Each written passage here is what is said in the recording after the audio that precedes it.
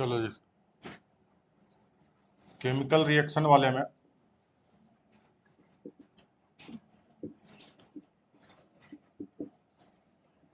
सबसे पहले क्या क्या कॉन्सेप्ट बताया था जी।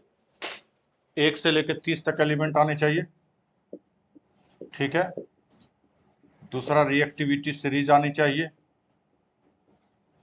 जो आपके ग्रुप पे भेज दिया गया, नहीं। तीसरा, कंपाउंड नेम आने चाहिए। क्लास 9th में हम लोग क्रिस क्रॉस रूल से ना उसको क्या करते थे, बनाते थे, लेकिन यहाँ पे हमें याद रहना चाहिए। अगर याद है तब आप काम को बहुत आसानी से कर सकते हैं, और नहीं तो बीच बीच में प्रॉब्लम आपको आती रहेगी, ठीक है। और ये भी बात है क्लियर कि अगर कहीं पे लेड नाइट्रेट है ना, और आप PbNO3 होल ट्वाइस के जगह पे PbNO3 केवल लिखते हैं तो आपका गलत हो जाएगा। वो कंपाउंड के कलर का है, कलर ऑफ कंपाउंड। तो इसमें मैंने लगभग 15 कंपाउंड के कलर को बताया, ठीक है।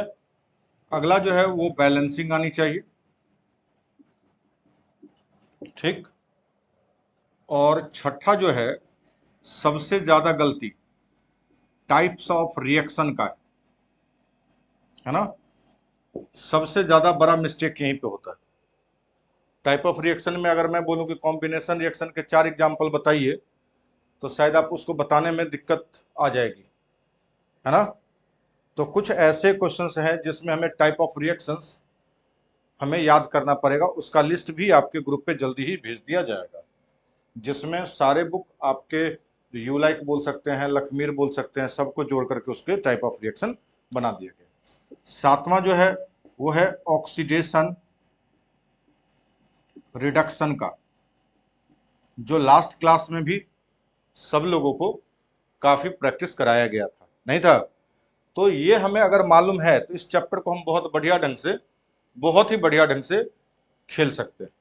और अगर ये नहीं मालूम है तो आप चैप्टर कितनी बार भी कर लेंगे, जब क्वेश्चन की बारी आएगी तो क्वेश्चन नहीं कर पाओगे, ठीक है।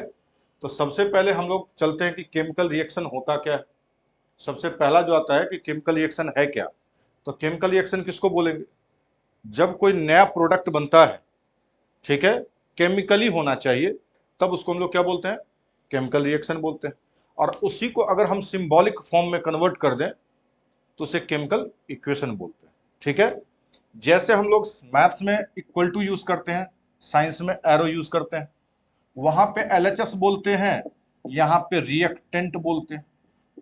वहां पे RHS बोला जाता है, यहाँ पे क्या बोलते हैं, प्रोडक्ट बोलते हैं। इस एरो का मतलब होता है कि प्रोडक्ट बन रहा है, इस एरो का मतलब होता है,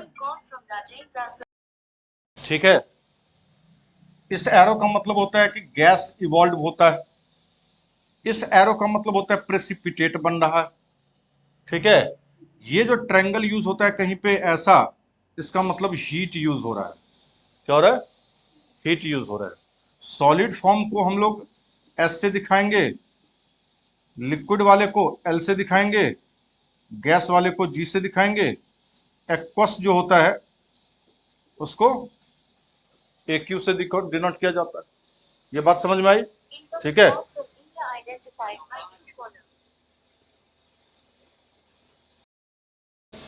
अब इसके बाद ध्यान देना, ये तो हमारा सिंबल हुआ जिसके थ्रू हम रिप्रेजेंट करते हैं, ठीक है। अब सवाल आता है कि केमिकल रिएक्शन का अगर हम शुरुआत करें, इसमें मैंने बोला कि पहला तो प्रोडक्ट बनता है। क्या बनता है, प्रोडक्ट बनता है, और वो प्रोडक्ट केमिकली होना चाहिए। जैसे अगर हम कोई रिएक्शन करा रहे हैं, जैसे आयरन नेल को डाल रहे हैं कॉपर सल्फेट में, तो कोई कलर चेंजिंग होगा। तो कोई भी केमिकल रिएक्शन होता है तो उसका पहला प्रोडक्ट बनता है, हीट इवॉल्व हो सकते हैं, कलर में चेंजिंग होगा, हाँ। तो ऐसे ढेर सारे प्रोसेस होंगे, तब हम उसको केमिकल रिएक्शन बोल सकते हैं।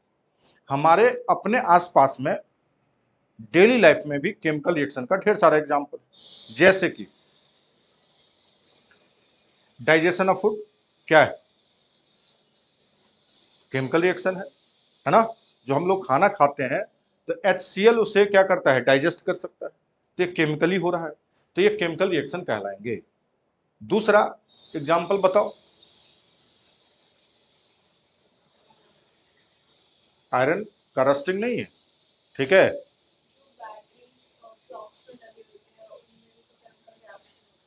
उसमें केमिकल रिएक्शन होते हैं, उसके थ्रू होता है, ठीक है। जैसे हम लोग डेली लाइफ की बात बोल रहे हैं, जैसे सांस लेते हैं, हाँ, ये सब कैसा रिएक्शन है? केमिकल रिएक्शन, ठीक है। तो अगर हम केमिकल रिएक्शन की बात करें, ये तो ठीक है, सिंबॉलिक फॉर्म में कन्वर्ट करेंगे। तो अब इसमें आता है अगला जो कॉन्सेप्ट आएगा, वो ये आएगा कि केमिकल रिएक्शन जब करते हैं तो जैसे ए से बी प्लस सी बना, ए प्लस बी मिलकर के सी बना, ठीक है, इस टाइप की बातें आती है, ठीक है। तो एक बात बताओ कि केमिकल रिएक्शन में सबसे पहला जो टाइप है वो कौन सा टाइप सिखाया था, कुछ क्लास में थे शायद? नहीं, तो हम लोग पहले टाइप ऑफ रिएक्शन पे चलेंगे कि टाइप ऑफ रिएक्शन कौन सा है। और लास्ट क्लास में देखे होंगे कि मैंने एक वर्ड फॉर्म से सिंबॉलिक फॉर्म में कन्वर्ट करने के लिए बोला गया था, नहीं? तो वर्ड फॉर्म से सिंबॉलिक फॉर्म में कौन कन्वर्ट कर पाएगा? जिसको कंपाउंड नेम याद होगा, है ना। तो कंपाउंड नेम तो हर जगह फंसा रहा है, ठीक है।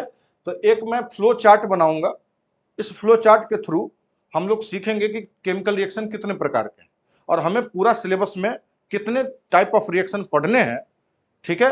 एक एक करके हम उस पर डिस्कस करेंगे, पहली बात। दूसरी बात, जो उसके डेफिनेशन वगैरह है वो आपको मटेरियल में मिल जाएगा और जब मैं समझाऊंगा तो वो आपके दिमाग में इजीली चला जाएगा। बात समझे? तो पहले इसको लिखिए, उसके बाद हम टाइप ऑफ रिएक्शन पे चलेंगे, ठीक है।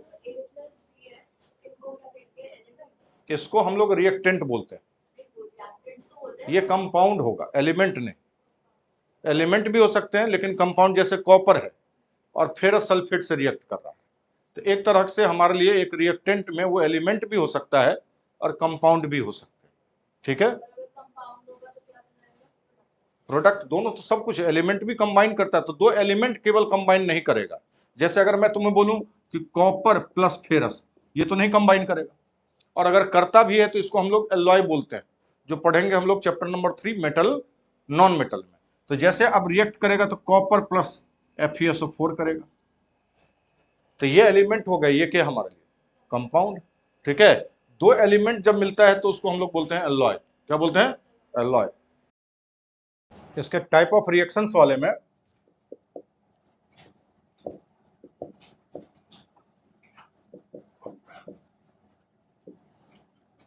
सबसे पहला टाइप जो है, अगर हम टाइप्स की बात करें तो सबसे पहला है कॉम्बिनेशन। कौन सा है? Combination reaction. दूसरा है डीकम्पोजिशन। तीसरा है एक्सोथर्मिक। सबके साथ रिएक्शन वर्ड लगा हुआ है, ठीक है। एक्सोथर्मिक, फिर है एंडोथर्मिक, फिर है कंबसन, ठीक है। फिर उसके बाद है डिस्प्लेसमेंट रिएक्शन,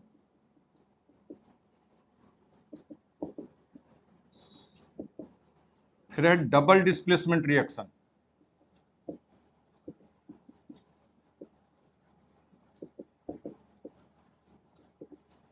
फिर है प्रेसिपिटेट रिएक्शन।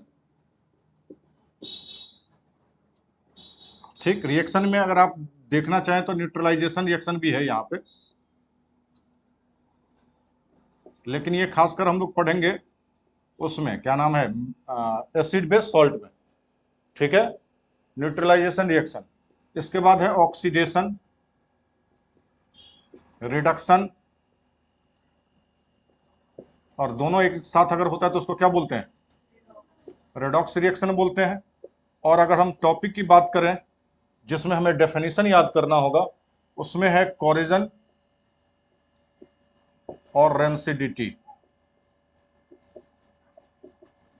ठीक है। कोरिजन और रेंसिडिटी, तो कुल मिलाकर के हमारे पास इतने पार्ट्स बनते हैं, जिसमें से डिस्प्लेसमेंट के 3 टाइप हैं। एक है थर्मल, एक है इलेक्ट्रोलाइटिक और एक है फोटोलाइटिक। ये जब हीट यूज करते हैं तो हम बोल देते हैं thermal decomposition reaction, thermal decomposition reaction. Electricity use करते हैं तो इलेक्ट्रोलाइटिक डिकम्पोजिशन, और अगर सनलाइट यूज होता है तो उसे हम लोग बोलते हैं फोटोलाइटिक डिकम्पोजिशन। बात क्लियर? ठीक। तो कुल मिलाकर के आपके पास इतना पार्ट्स बनता है और हर एक के पार्ट्स के बारे में हमें डिस्कस करना होगा, तब जाके ये टॉपिक हमारा क्लियर माना जा सकता है। ठीक है। साथ में इसके अलावे मैंने वर्कशीट, एक पहला वर्कशीट दिया था उसका बैलेंसिंग का सबको। हाँ, तो बैलेंसिंग के लगभग आपको 5 वर्कशीट करने हैं। बैलेंसिंग के आपके कितने वर्कशीट करने हैं? 5, और हर एक वर्कशीट पे आपके पास 10 क्वेश्चन होगा। तो कुल मिलाकर के 10 गुने 5 50 क्वेश्चन हम लोग बैलेंसिंग का कर लेंगे। ठीक है। तो इससे आपको बैलेंसिंग के लिए प्रॉब्लम नहीं होगी, पहली बात। दूसरी बात, आप केमिकल रिएक्शन में जो भी करोगे सबको बैलेंस करके लिखना होता है। भले रिएक्शन में ये पहले चैप्टर का आएगा, रिएक्शन में एसिड बेस सॉल्ट के चैप्टर का आएगा, रिएक्शन में भले हमारा 3rd चैप्टर का आएगा, या लाइव प्रोसेस में एक है फोटोसिंथेसिस वाला, अगर वहां पे भी आएगा तो आपको बैलेंस करके इक्वेशन को लिखना होता है। ठीक है। मतलब अगर बैलेंसिंग नहीं करेंगे तो फिर आपका नंबर डिडक्ट होगा। ठीक, क्लियर? तो पहले ये फ्लो चार्ट बनाइए, फिर इसके बाद हम लोग एक एक टॉपिक पे बात करेंगे कि कॉम्बिनेशन क्या है। साथ में यहाँ पे ये सब लगा दीजिएगा, कॉम्बिनेशन, रिएक्शन, डिकम्पोजिशन, ये सब जो वर्ड मैंने छोड़ रखा है ना, जो आप लिख सकते हैं, ये सब लगा दीजिएगा। ठीक है। पहले स्टार्ट कीजिए, फिर आगे बढ़ेंगे। कॉम्बिनेशन रिएक्शन की पहचान है कि दो रिएक्टेंट में कंबाइन करेगा तो तीसरा एक सिंगल बनाएगा। ठीक है। मतलब जो भी कंबाइन करेंगे वो एक सिंगल प्रोडक्ट बनाएगा, उसको बोलते हैं कॉम्बिनेशन। क्लियर बात? एग्जाम्पल, अगर मैं C+O2 बोलता हूं तो CO2 बनेगा। ठीक। तो कभी भी दो रिएक्टेंट कंबाइन जब करेंगे, मतलब दो कंपाउंड रिएक्ट करेगा, ठीक, और एक सिंगल प्रोडक्ट बनाए तो उसको हम लोग बोलते हैं कॉम्बिनेशन। क्लियर बात? ठीक। अगला है डिकम्पोजिशन। डिकम्पोजिशन का मतलब है कि कोई एक सब्सटेंस है जो किसी वजह से टूट करके बी और सी में बदल रहा है। किसी वजह कहने का मतलब है या तो हीट यूज करेगा, हीट यूज करेगा तो क्या नाम देंगे? Thermal decomposition. अगर इलेक्ट्रिसिटी इस पे डालते हैं और ये टूट गया तो इलेक्ट्रोलाइटिक डिकम्पोजिशन। और अगर हम सनलाइट देते हैं तो, एग्जाम्पल के लिए, अगर CaCO3 है, नाम क्या है इसका CaCO3 का? Calcium carbonate. अगर हम इस पे हीट देते हैं तो CaO प्लस CO2 में बदलता है, तो ये रिएक्शन क्या कहलाएगा? Thermal decomposition. अब जैसे इलेक्ट्रोलाइटिक है, जैसे हमारा इलेक्ट्रोलाइटिक में H2O है, आपने इस पे इलेक्ट्रिसिटी दिया तो H2 प्लस O2 हुआ, है ना? तो ये क्या बन जाएगा? Electrolytic decomposition. और सनलाइट में जैसे AgCl है, आपने सनलाइट दिया तो ये Ag में और Cl2 में होगा। साथ में आपको सबको बैलेंस करना भी होगा, सबको बैलेंस भी करना होगा। अगर बैलेंस कर लेते हैं तो एक मिलाकर के बात बोले तो सर, कॉम्बिनेशन रिएक्शन में ये बात तो समझ में आ गई कि सिंगल प्रोडक्ट बनेंगे। डिकम्पोजिशन में कोई भी सब्सटेंस ब्रेक करके किसी वजह से वो बी और सी में बदलेगा। ठीक, ध्यान यहां दीजिएगा। ठीक है। थर्मल डिकम्पोजिशन का आपके बुक में 3 एग्जाम्पल दिया हुआ है। ठीक है। एक कैल्शियम कार्बोनेट का है, एक फेरस सल्फेट का है, तो Fe2O3 plus SO2 plus SO3 है। ठीक है। और एक लेड नाइट्रेट का है, PbNO3 होल ट्वाइस का, तो ये PbO plus NO2 plus O2 में ब्रेक करता है। बात समझे? और इसमें, और ये दोनों वाला जो है, ये दोनों बहुत ज्यादा इंपॉर्टेंट है, क्योंकि ये कलर के साथ भी पेपर में क्वेश्चन पूछे जाते हैं। कलर का मतलब समझे? बोल देगा एक सब्सटेंस एक्स है, हाँ, जो ग्रीन कलर का है। ठीक, डिकम्पोज होने के बाद रेडिश ब्राउन कलर वाई बन जाता है। तो आपको वो जो 11-15 क्वेश्चन, जो 15 लिस्ट जो कलर कंपाउंड के कलर का है, अगर वो याद रहेगा तो आप इसको इजीली कर लीजिएगा। ठीक है। तो ये आपके बुक में ये 3 एग्जाम्पल दिए हुए हैं, पहले समझेंगे उसके बाद लिखना है। पहले ये वाला पोर्शन मैं निपटा देता हूं, उसके बाद आप लिखेंगे, पहले समझ लो। इलेक्ट्रोलाइटिक डिकम्पोजिशन का कहानी यह है कि इसमें एक आपका एक्टिविटी है, जैसे एक बीकर है या एक प्लास्टिक मग है, एक प्लास्टिक मग है, उसमें आपको पानी पानी लेना है और उसको जैसे इस प्रकार से समझ सकते हैं, जैसे ऐसे है और दो इलेक्ट्रोड लगा दिए। इलेक्ट्रोड का मतलब समझते हैं, इलेक्ट्रोड का मतलब समझते हो, जो दो रॉड टाइप का है, जो एक कैथोड की तरह बिहेव करेगा और एक एनोड की तरह बिहेव करेगा। और यहां पे ना इसको एक रबर के थ्रू लगा दिया जाता है ताकि पानी भी नीचे नहीं आए, और इसको कनेक्ट कर दिया जाता है एक बैटरी से। किसे? और वो बैटरी लेकिन 6 वोल्ट का ही लीजिएगा। अगर बैटरी ज्यादा वोल्ट का लीजिएगा तो फिर ये पानी गर्म होगा बहुत ज्यादा और ये मेल्ट कर सकता है। ठीक, तो इसमें ना पानी था, इसमें था क्या? पानी। तो इसमें हाइड्रो पानी अब ब्रेक करना शुरू करेगा, तो किस में ब्रेक करेगा? और ऑक्सीजन में। तो इसमें एक होता है कैथोड, क्या होता है? और एक होता है एनोड। तो पेपर में यह क्वेश्चन पूछेगा कि कैथोड पे कौन सा लिबरेट होगा और एनोड पे कौन सा लिबरेट होगा। ठीक, तो याद रखने का तरीका, एनोड में क्या पहला लेटर क्या है? ए है, ए वोवेल है ना। और इसमें हमारे पास क्या है? हाइड्रोजन और ऑक्सीजन है। तो ऑक्सीजन में भी वोवेल है, तो इस पे ऑक्सीजन आएगा। अगर एक पे बात मालूम हो गई तो दूसरा बात क्लियर हो जाएगा। इसका मतलब कैथोड पे क्या आएगा? क्या आएगा? हाइड्रोजन गैस आएगा। अब तो नहीं भूलोगे, ठीक है। दोनों वोवेल वाला जो होगा वो क्या होगा? एक साथ आएगा। तो एनोड पे क्या आएगा? ऑक्सीजन। एनोड पे कौन सा गैस? तो पेपर में ऐसे पूछेगा। ठीक, तो जो बात जहां पे बताई जा रही है, जैसे 6 वोल्ट का कैथोड पे कौन सा, एनोड पे कौन सा, ये छोटी छोटी बातें ही पेपर में दिया जाता है और बच्चे उसको ध्यान से देखते नहीं। और एजीसीएल है या एजीबीआर है, एजीबीआर, एजीबीआर का नाम क्या है भाई? एजीबीआर का नाम बताओ। सिल्वर ब्रोमाइड, इसका नाम सिल्वर क्लोराइड। ठीक, इस पे सनलाइट जब आता है ना तो सिल्वर अलग और क्लोरीन अलग हो जाता है, सिल्वर अलग। और तो इसका use black and white photography में किया जाता है। इसका यूज किस में किया जाता है? ब्लैक एंड व्हाइट फोटोग्राफी में।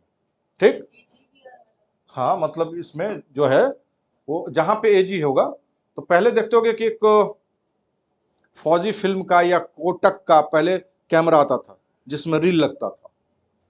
हाँ, आज लोग तो चिप लगाते हैं, लेकिन पहले रील होता था। ठीक, तो उससे जैसे फ्लैश दिए, अगर मान लो उस रील को बाहर निकाले और सनलाइट में हल्का सा खींच करके ऐसे कर दे, तो फोटो तो खींचोगे, फ्लैश लाइट भी जलेगी, ठीक है, लेकिन उस पर तुम्हारा इमेज नहीं आ पाएगा। ठीक है, क्योंकि उसके ऊपर जो लेयर था वो थर्मल इलेक्ट्रो फोटोलाइटिक डिकम्पोजिशन की वजह से वो क्या हो गया? उड़ गया। बात समझे? क्लियर? और एक्सोथर्मिक का रिएक्शन का मतलब होता है कि कभी भी कोई रिएक्शन कराते हैं, कोई भी रिएक्शन कराते हैं, लेकिन प्रोडक्ट के साथ हीट बाहर निकला। क्या निकला? Heat with product. प्रोडक्ट के साथ क्या निकल जाए? हीट निकल जाए, इसलिए उसको एक्सोथर्मिक बोलते हैं। क्या बोलते हैं? एक्सोथर्मिक। एक्सोथर्मिक में प्रोडक्ट के साथ जब भी होगा वो हीट बाहर निकलेगा। ठीक है, तो इस छोटी छोटी बातों को ध्यान रखेंगे। रह गया कि इसके स्टेटमेंट हम कैसे देंगे, ठीक है, तो उसके लिए सामने आपको मटेरियल भी मिलेगा।